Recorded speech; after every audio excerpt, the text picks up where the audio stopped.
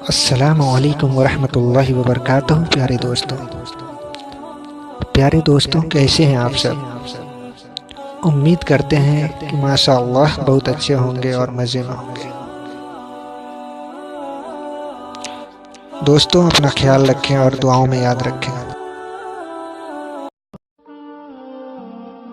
सोचते हैं हसरतों के मोड़ पर शाम वो सहर, जाएंगे साहिल कहाँ उनकी गली से रूठकर। तू भी हिस्सा है इस ताल्लुक का, मैं ही कब तक लड़ूं ज़माने से। रोने से और इश्क में बेबाक हो गए, धोए गए हम इतने के बस पाक हो गए। फक्त एक का होने में ही हुस्न बंदगी है साहिल, जो रोज़ किबला बदलते हैं वो बेदीन होते हैं।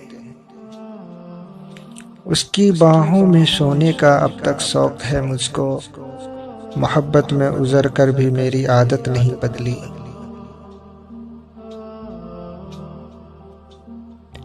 ये इश्क मोहब्बत की रिवायत भी अजीब है, पाया नहीं है जिसको उसे खोना भी नहीं चाहते। मैं मोहब्बत में उस मुकाम पर हूँ जहाँ मेरी ज़ात में रहती है तेरी ज़ात मुसलसल। कुछ खास दिलों को इसके इल्हाम होते हैं, मोहब्बत मौजज़ा है और मौजज़े कब आम होते हैं। आओ एक सजदा करे आलिम मदहोशी में, लोग कहते हैं कि साहिल को खुदा याद नहीं।